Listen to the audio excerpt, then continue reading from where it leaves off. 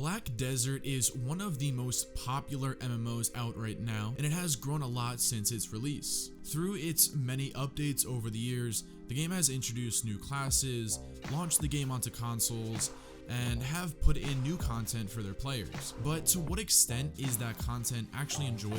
I think it is time to check out the game and see what it has to offer for the people who have never played it, and also for those who have played it and maybe contemplating returning to the game, and show you what has changed. Some of you may heard about their new season servers that they introduced last month, so we're going to check those out. We're going to show off as much as we can of the quote-unquote end game and what it has to offer, and I'll also give some tips and tricks for new players, especially for the new season server, because I have been enjoying that a little bit and playing it pretty casually since it released. There is a lot that this game has to offer, so I'm going to do my best to cover as much as I can. But even after playing the game for a good amount of time over the years, kinda on and off and pretty casually, I still don't know a whole ton. So if there's anybody that is watching this video and wants to give some advice to the new players, then definitely do so and help them out. Let's break this game down for you guys and let us see how the game has evolved to its current state in 2020. Let's start off with what has changed and where the game is now, because I have a feeling that some of you, or even maybe a lot of people who have clicked on this video, will have tried the game in the past, and you're pretty curious as to its current state. After we do that, we're going to go into the lowdown of the tips and tricks for new players and show off more of the basics. The season server is currently the newest content addition that they added in last month, which presents the player with the opportunity to level up a separate character on the season servers. The season server is a great place for new players to start playing, because you're not only going to get increased EXP gain, you're also going to get some rewards for leveling up your character through levels, so every 10, 20, 30, 40, 50, and so on and so forth, as well as be put on a little bit more of an even playing field with the other players. Now it is a couple weeks after it started, but still the normal servers is years ahead, so there's that gap that's trying to be bridged. On the normal servers, people have some of the best gear, some of them are actually fully slotted out in the best in slot gear, so there's definitely that disadvantage. The season servers also introduced a different set of gear, which is called a Tuvala gear, and it also has higher rates of success when you're enchanting it. The normal servers have the normal boss gear and all the different sets, so there's two different sets on the two different servers. Current and past players know the cycle of trying to enchant a piece of gear all the way up to pen. It's kind of a hassle, and there's some RNG. There's actually a lot of RNG that has to be involved with it. And on the season servers, I actually saw people hitting pens pretty frequently on the first day. Now there's also a season pass on the season server, and it costs something like $6 or $7 a month for the 3 months, so around $20 I would say, and you're gonna get some extra rewards when you're leveling up and questing your way through with your character. For returning players, you're actually gonna have to quest in order to keep gaining rewards, so grinding all the way to 60 or 61 and beyond that, it's not really going to help you, because there are certain requirements for the rewards that you get from the season pass and just the normal pass. There's certain quests that you're going to have to complete of the main storyline, so keep that in mind. Now after the season ends, rewards will be given out for different reasons, such as completing the final quests in the main storyline. Now that's going to give you the option to choose either a Pen Kaposha ring or an earring, and for those who have been doing the daily quests from Fugar, those are also going to give you some rewards. I believe there's 40 of them. If you're starting out, you're going to be a little bit behind, but still, to get some rewards, I would definitely do those. After your character is transferred over to the normal servers at the season's end, the highest piece of gear from the Tuvala set you have can be actually changed over into a boss piece of gear. So if you have a Pen Tuvala shoes, those are actually going to be transferred over into the Tet Muskin shoes, or even if you have a Pen weapon or a Tet weapon, let's say you have a Tet weapon of the Tuvala, that can be transferred over into a Tri-Zarka weapon. So this is actually a great way to help gear up your character after the season is over, so keep that in mind as well. Now on the season servers, you cannot buy or sell gear. They have the, like I said, the Tuvala set. It's pretty much the only thing that you can use, but there actually are a couple of other pieces that you can use from the main storyline. So if you've done them on other characters, you can use those, and you can also use some of the Azula pieces. So if you want to get a little bit of a head start for an extra punch, try and go through your storage and muscle something up as you're enchanting up your Tuvala set. Now I believe the open world PvP is starting soon, depending on when you're watching this video on the season server. They wanted to give people time to catch up and be on an even playing field. So if you're new and you're playing a little bit after this video goes live, the open world PvP probably just started, and that could give you like a good introduction to the game's open world PvP on the normal servers, so maybe give that a try as well. Now for those who are just starting out, I actually suggest starting with the season server. It's going to teach you a lot about the basics for enchanting, getting a feel for the combat in your class, as well as reward you for leveling and questing through the main storyline. I'm interested to see where they take the season servers in the future, and hopefully they can introduce some unique content to them to have them feel refreshing each time that a new season actually comes out, and not it just being the same thing over and over again. Now speaking of the PvE within this game, a lot has remained the same like I said, but for those who don't know what it has to offer, well, I'll touch on it a little bit. The way you unlock skill points is from grinding mobs, which you'll use to upgrade your normal skills, awakening skills, and succession skills. For a new player, you don't have to worry too much, I would say, but do know while you're leveling up to open up your skill window and actually upgrade your skills.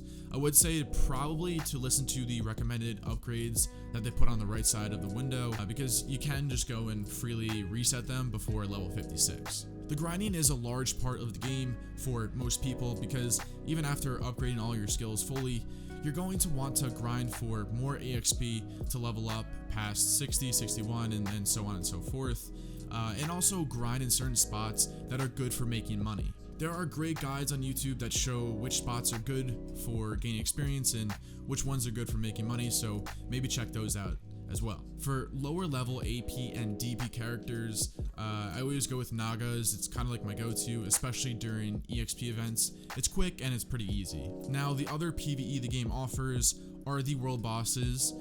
You can kill them when they spawn at certain times of the day or during the week. And just so people know, the more damage that you actually do to the world bosses, the higher your chance for better rolls on rewards, which is really not my favorite system, because it's kind of like, let's reward the best geared players when we really want to see the less geared players do these and be more active so they can get better gear. It's not my favorite system, but it is what it is. And then the other path of the PvE content the game has are the Dark Rifts, which I believe took form sometime early last year or maybe the year before, and they are the smaller forms of the world bosses that are soloable. They are only available to the person who spawned it and no one else, which means you can't get help from doing them with anyone else. They show the difficulties, so if you don't have great gear, I would say maybe wait till you get better gear, or just slowly try and kill some of the bosses and the easier ones, the ones that are probably normal difficulty. The one thing is though that they don't despawn upon dying, so if you respawn at a town close or a city close to you, you can actually go back and keep killing it and rinse and repeat if you keep dying. The game does not focus a lot on its PvE, which is why I never have been able to really sink a lot of time into the game. I'm a person who enjoys doing dungeon runs and running raids with the guild, so if you're looking for that in a game, this is probably not going to retain your attention for too long, just so that you know that before getting into the game if you have never tried it out before. PvP has a lot more of a focus in this game than the PvE does. So if you enjoy open world PvP and guild sieges, then this might be your game. The game puts a large focus on the open world PvP, which definitely has a territory for a certain kind of MMO player. This introduces the advantage of better geared players, but those who do have some skills can, you can definitely get a ways with it, but it's not as much as the difference in the gap of the gear makes. Most of the world is open to PvP, as long as you have the PvP mode enabled, and if you kill someone who doesn't have it enabled, you're gonna gain some karma. There is a karma system, so after a certain amount of karma, there's some things that can go wrong. Like if you run into a city, the guards are going to start to attack you, so just keep that in mind if you're a new player. There is actually an instance-based PvP feature in the game, and I kind of mentioned it before. It's called Red Battlefields, and it's pretty much like a battleground. It's not the most popular feature in the game, and honestly, I haven't jumped into a Red Battlefield in, I don't know, probably 2 years, so I don't really know how popular it is and how many people are still doing them, but hey, it's there for you. Unfortunately, there is only one map, and there is no system to balance out the gear. So once again, those with the best gear will most likely reign supreme. The last part of PvP within Black Desert are the guild versus guild sieges, or these node sieges. I am a big fan of sieges within MMOs, except not so much of a fan of the sieges in this game. It's mostly because of how laggy it gets with all the people on the screen, and you know, it's just kind of like people are just throwing skills all over the screen and just waiting for something to land, a stun or whatever it is.